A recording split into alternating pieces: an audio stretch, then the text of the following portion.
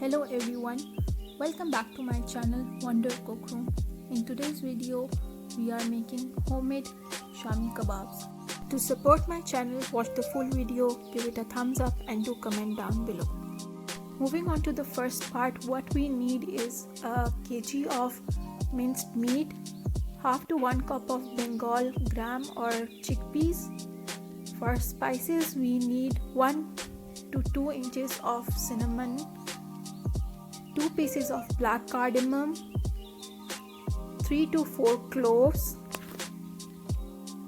8 pieces of dried chilies and 20 pieces of black pepper. We also need salt as per taste or as per your desire, a medium to small size of onion that we would peel later, and 5 cloves of garlic. Once we have gathered all the ingredients, we would move to part 1, step 2. First, we would wash the minced meat properly as it may have impurities in it. Firstly, we would soak it in water and leave it for a second or two. When white things appear on the top, we would throw the water away and then fill this water again and repeat these steps for 2 to 3 times or until you are satisfied. Now we would stain the minced meat so that all the water is kept out of it, and then we would keep it aside. Once you have washed and drained the meat, we would wash our Bengal gram or dal chana, what we call it. Here I took a cup of Bengal gram or dal chana. You can even take half a cup or as per your desire. Now we would be adding everything to a pressure cooker. Here we washed 1 kg of minced meat. Then we would be adding a cup of Bengal gram to it, and then we would add water to cover it. It would be almost 2 to 3 cups of water or as per you think would be enough. And then we would be adding all the spices to it, like the cinnamon sticks, black pepper, cloves, dried red chilies, black cardamom, black pepper seeds, salt, garlic cloves and the peeled onion. We would leave the pressure cooker on heat till 30 minutes till everything is cooked properly.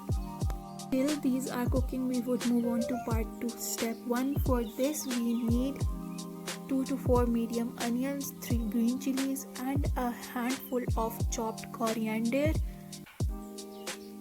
This is how it looks. Next we would move on to chopping our onions. We can chop them really small just like we do for omelets, and then we would be cutting our green chilies as well. You can split the green chilies from middle and then cut them like really small or as per you like. If you want them in big chunks, it's your own choice. Once we are done chopping the onion, green chilies and coriander, we would move to part 2, step 2. For this we would take a blender. You can even take a mortar or a pestle to crush it into small pieces until everything is combined.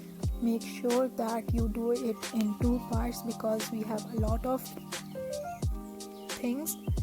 Just make sure that you grind it well and everything is mixed together, giving you kind of a smooth mixture for making the kebabs. Once you are done one, and you would be mixing it all together, and then again you would turn on the blender or the grinder and make sure that everything is getting mixed up. Once we are done with the process, we would take this all out in a bowl, and you would see that it would turn out something like this. We would add our chopped onions, green chilies and the coriander to this. After we are done adding the coriander, we would also add a few of the chopped or dried mint leaf, and then we would be adding the garam masala, it would be a teaspoon of mixed Indian spices, or it is just optional, you can skip it as well, but if you add it would taste much good. And now we would mix this all with our hand so that everything is come together and the mixture is smooth with no grains or lumps in it. So once we are done with the mixture, it looks something like this.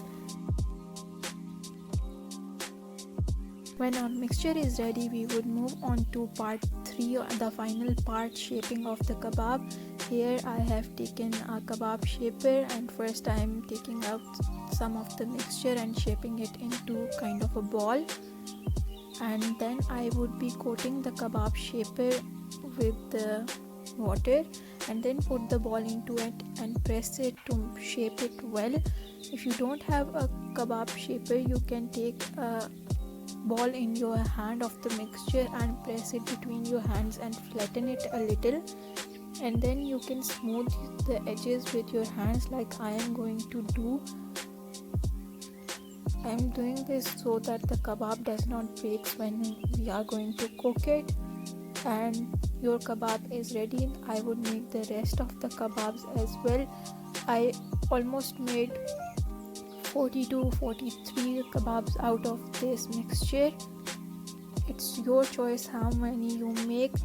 The kebab size was like 2 inches in diameter and a centimeter thick, so it's up to you how you would like to shape it, but this is the standard shape of a Shami kebab.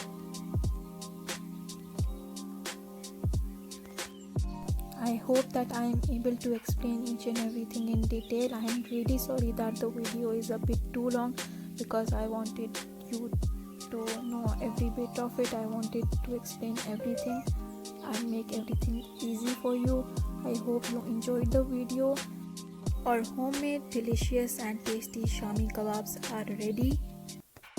Now I would be telling you how to cook these. First you would take an egg and beat it. Then we would take a pan or tawa on medium to high heat, put oil on the pan. When it is hot enough, coat the kebab with the egg and place it carefully on the oil. Cook it from the both sides and your delicious and yummy homemade Shami kebabs are ready to eat. I hope you all enjoyed the video, and if you did, give it a thumbs up. Comment what you think of it. Also share it with your friends and family. Thank you for watching this video and supporting me. We'll bring a new video soon. Till then, take care. Bye.